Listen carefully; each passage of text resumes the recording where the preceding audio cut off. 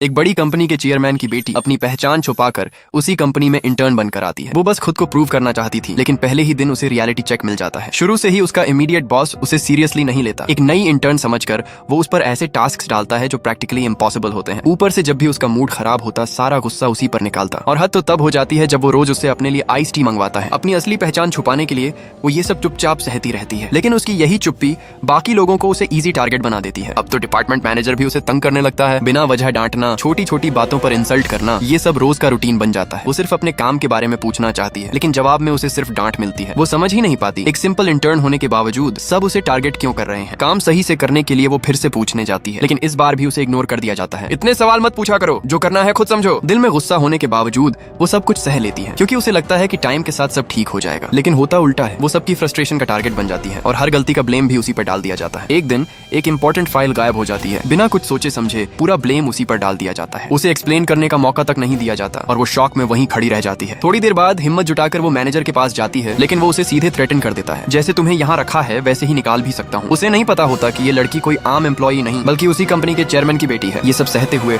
वो मन ही मन ठान लेती है, एक दिन वो अपनी खोई हुई रिस्पेक्ट वापस लेकर रहेगी। जल्द ही उसे मौका मिल जाता है। एक मीटिंग में उसका बॉस फिर से उसे टारगेट करता है। उसके बनाए पीपीटी को सबके सामने क्रिटिसाइज करता है, लेकिन इस बार वो चुप नहीं रहती। वो कामली जवाब देती है, डेटा मैंने खुद से नहीं बदला, ये सब आपको दिए गए डेटा के हिसाब से बनाया है, लेकिन अगर आपको ये सही नहीं लगता तो मैंने अपडेटेड वर्जन भी तैयार किया है। उसकी ये स्मार्ट मूव देखकर सब लोग चौंक जाते हैं और मैनेजर की इंसल्ट हो जाती है। मीटिंग के बाद गुस्से में वो उसे सबके सामने डांटता है, लेकिन इस बार वो भी कॉन्फिडेंटली जवाब देती है, अगर मैं सही हूँ तो मैं अपनी बात रखूंगी, चाहे सामने कोई भी हो। ये सुनकर मैनेजर और भड़क जाता है। वो गुस्से में फाइल जमीन पर फेंक देता है और उसे उठाने का आदेश देता है। तभी एक मेल कॉलीग आगे आता है और उसकी मदद करता है। ये देखकर मैनेजर और भी ज्यादा चिढ़ जाता है। इसके बाद वो जानबूझकर उसे मुश्किल और गंदे काम देने लगता है, लेकिन हर बार वही कॉलीग उसकी हेल्प करता है। धीरे धीरे दोनों की बॉन्डिंग देखकर मैनेजर गलत मतलब निकाल लेता है और उस पर गलत आरोप लगाकर आखिरकार उसे जॉब से निकाल देता है। बिना किसी गलती के नौकरी जाने के बाद वो टूट जाती है। घर जाने की बजाय वो अकेले सीढ़ियों में बैठकर रोने लगती है। तभी कंपनी का एक सीनियर उसे देख लेता है। उसकी बात सुनकर वो उसे समझाता है, जब कोई तुम पर अटैक करे तो दुखी होने से पहले ये समझो कि उसका मकसद क्या है। अगर हारना नहीं है तो उसे जीतने मत दो। ये बात उसके दिमाग में बैठ जाती है, लेकिन उधर उसकी हालत देखकर वो सीनियर सारी बात चेयरमैन को बता देता है। जब चेयरमैन को पता चलता है कि उसकी अपनी बेटी को उसी की कंपनी में इंसल्ट किया गया, तो वो गुस्से से भर उठता है। अगले ही दिन वो खुद टीम लेकर ब्रांच ऑफिस पहुंचता है। आज वो उन सबको उनकी औकात दिखाने वाला है। अब असली खेल शुरू होने वाला है।